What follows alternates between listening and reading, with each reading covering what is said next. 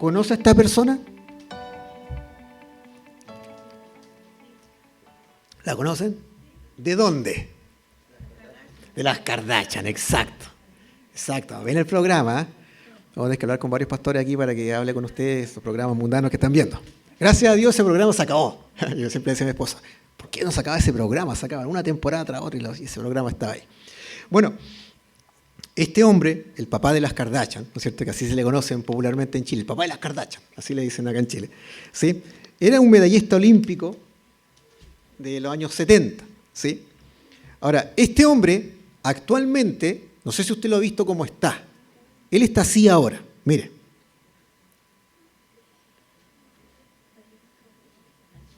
Él ahora no es él, es ella. Él ahora, que él se llamaba Bruce Jenner, ahora se hace llamar Caitlyn Jenner.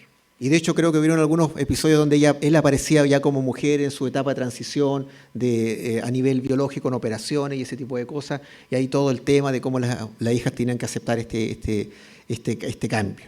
Ya el 2015 él se identifica ya como mujer y estamos hablando ya de que él es uno de los íconos mediáticos de lo que es la ideología de género. ¿Se entiende? Entonces, esto que estamos viendo acá, ¿de dónde viene? Usted ya creo que lo tiene claro. Creo que ya tiene la huella. Se entiende que no son cosas separadas. Esto ya se venía asomando en diferentes principios, verdades que el feminismo y que el marxismo ya venía planteando desde hace mucho tiempo atrás. Ahora, ¿cuál es el tema de esto? Es que el origen del movimiento transgénero tiene que ver con estas tres personas que usted está viendo acá. ¿Alguien había visto a alguna de estas personas? ¿Había escuchado alguno de estos nombres? ¿Sí? Estas personas que están acá, el doctor Alfred Kinsey, que de hecho hay una película de él, que lo pintan re bonito, lo pintan súper bien, pero no es tan así. El doctor John Money, el doctor Harry Benjamin, son las tres personas que plantearon el tema de la ideología de género o del transgénero a través de varias cosas. Y aquí yo quiero hacer una advertencia. Acá lo que yo le voy a compartir es fuerte y tengo que compartírselo. Hay cosas que yo estoy dejando afuera. Pero para que usted entienda de que esto viene de pseudociencias, ¿sí? Porque la ideología de género, uno de los argumentos que está teniendo hoy en día en el mundo, es que es una ciencia y que está avalado científicamente. Pero esto viene de pseudociencias. Entonces quiero que entienda bien eso. Partamos con el primero, con el doctor Alfred Kinsey. Él de partida no era psicólogo, porque algunos piensan que él era psicólogo, no es así. Él en realidad era un entomólogo, que era una persona que trabajaba con el estudio de los insectos, ¿ya? De hecho, algunos lo describen como incluso zoólogo, pero en realidad era entomólogo. Él era un activista y él era un practicante de la pedofilia. Explícito, ¿sí? Ahora, él aprobaba todo lo que usted ve ahí. Y él decía que el único acto sexual innatural es el que no se puede realizar. Esa era la perspectiva de vida que este hombre ya tenía de forma explícita y que él estaba siempre abierto a compartir. Ahora, él se metió a investigar respecto a el sexo en niños y adultos, pero más en niños. Una de las propuestas que él tenía era intentar comprobar, y aquí por eso yo hablaba del tema de los niños que eventualmente fueran 16 para arriba. Ahora, si hay niños presentes acá, padres, por favor, ustedes también son responsables de encauzar esta información. Él quería ver si los niños disfrutaban las relaciones sexuales. Y él hizo experimentos, hartos. Hay el famoso informe Kinsey que él plantea, donde él explica todas las mediciones que él hizo respecto a un montón de cosas de relaciones sexuales en los niños. O sea, cuando usted lea esa información, léala sentado. ¿Sí? Léala sentado, porque no es llegar y leer. ¿Sí?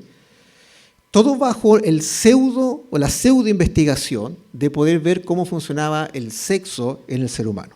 Pero él lo hizo con niños en primera instancia. También adultos, pero su investigación fue más enfática con los niños. ¿Sí?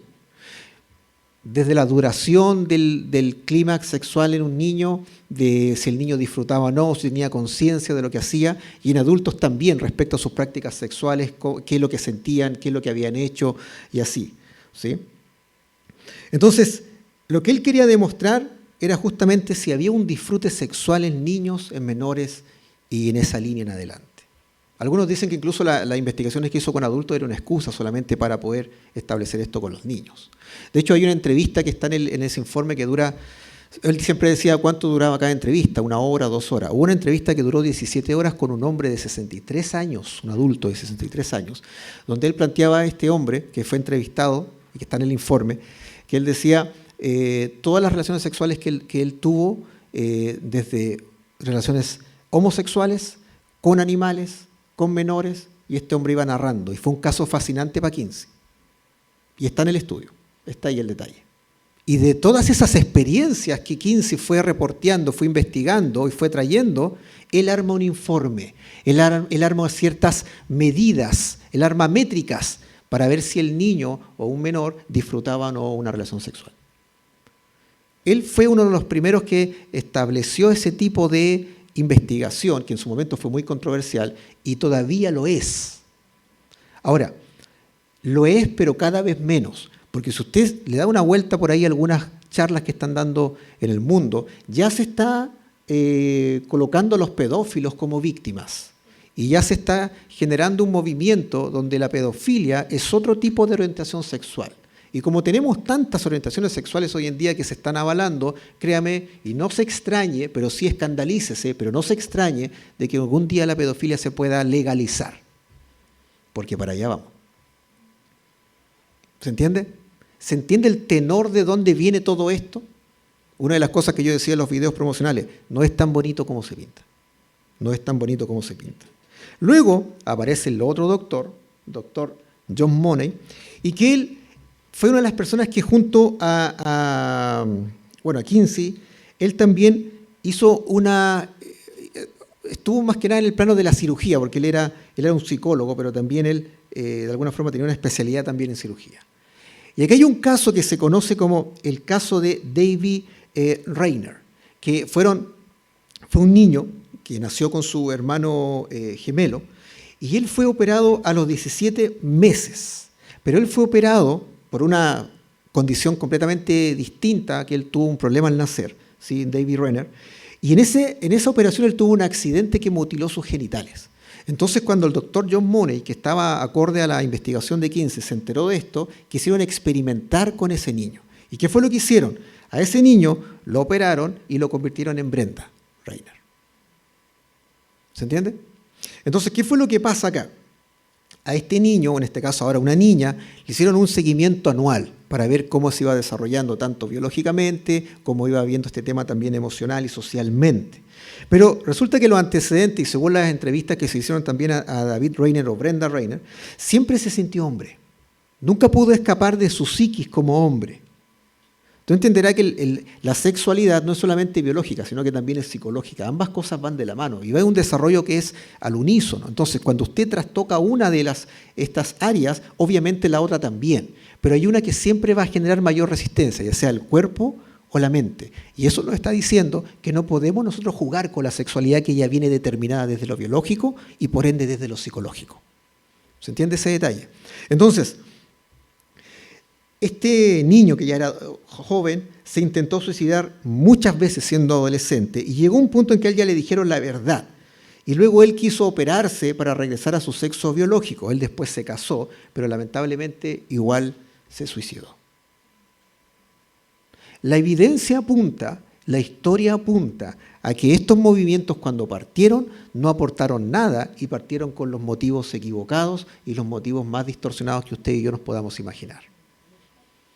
Entonces, cuando hablamos que la ideología de género tiene que ver con amor, tiene que ver con fluidez, tiene que ver con que tú cómo te sientes, eso es lo que importa, créanme, no es tan así, porque no lo es. La evidencia dice otra cosa rotundamente. Pero luego apareció el doctor Harry Benjamin, que aquí usted lo ve, él tenía otras especialidades también ahí. Y él fue el pionero, en ese sentido también, respecto a la transexualidad y al desarrollo de intervenciones médicas en personas transexuales y transgénero. Él fue el primero que tomó la técnica y la empezó a especializar respecto a hacer estos cambios de sexo que hoy en día son tan comunes y que hoy en día la gente habla tan abiertamente, ¿sí? Entonces, él junto a Kinsey operó a un hombre que se lo llevaron para Europa y después los registros dicen que nunca más se supo de ese hombre. No saben si se suicidó, no saben si quedó por ahí oculto en algún lugar. Nunca más se supo de ese hombre y de esa operación. Y fíjense que usted ha escuchado esto, usted conoce el LGBT. ¿Usted sabía que antes era LGB? No era más que eso. Cuando él empezó a practicar este tipo de operaciones, él después con el tiempo formó esta famosa Asociación Internacional de Disforia de Género, y cuando se forma esto y aparecieron estos movimientos a continuación, se agrega la T. ¿Por qué? Por transgénero. ¿Se entiende? Lesbianas, gay, bisexuales, transgénero. LGBT. Y la T viene debido a él. ¿Sí? Entonces, no es que se juntaron de repente estas personas y dijeron, oye, coloquémosle un nombre a esto. No, esto tiene todo un proceso histórico que se armaron estos movimientos y que están acá. De hecho, él acuñó el concepto de transexual. De ahí viene esta terminología. Y como un bonus track, porque no lo podía dejar afuera porque esto le daba más sentido a todo esto, aparece Charles Ingenfeld, donde él también, que trabajó junto a Harry Benjamin, él administró hormonas sexuales a más de 500 transexuales, y fíjese que él se dio cuenta claramente, él fue uno de los más veraces y por lo menos se dio cuenta de esto y lo reconoció, que más del 80% de las personas que se hicieron un cambio de sexo, que se fueron administrando hormonas para hacer toda esta transición completa, presentaron depresión, ansiedad y altos niveles de suicidio. Y que eso todavía sigue sucediendo, lo que pasa es que las estadísticas generalmente se ocultan, ¿sí? O se maquillan, pero existen. Así como en el aborto está el trauma post que viene después de practicarse un aborto, que dicen que no es así, pero sí es así, y que la ONU no lo ha querido reconocer como un trauma válido, porque tiene exactamente los mismos síntomas de una persona que pasa por un accidente grave, por una pérdida tremenda o por una situación traumática. Es exactamente los mismos síntomas y los mismos riesgos de suicidio, ¿sí? Acá pasó lo mismo. Él se da cuenta y ¿sabe lo que él hace? Él dejó esa especialidad y se dedicó a estudiar psicología. ¿Para qué? Para ayudar a las personas en vez de intervenirlas. Por lo menos uno. ¿Se entiende? Por lo menos uno. Entonces, si usted se da cuenta, toda esta panorámica que yo le he hecho rápidamente, yo estoy dejando muchas cosas fuera, todo tiene un punto de origen y luego esto se fue ramificando, pero al mismo tiempo se iba mezclando en algunos puntos, y usted entenderá, y espero, y esa era mi intención en esta primera parte, que usted entienda que cuando hablamos de feminismo actual, que cuando hablamos de ideología de género, todo está relacionado. Y que las motivaciones reales detrás de esto es pseudociencia, ¿sí? Sesgos de interpretación de la realidad y de la historia del hombre, ¿sí? Y que en realidad no tienen más asidero que el discurso como tal, que la ideología como tal y que el movimiento como tal le pueda dar. Yo fui claro, la postura es la siguiente: ni el feminismo actual, ni la ideología de género son conciliables con el Evangelio.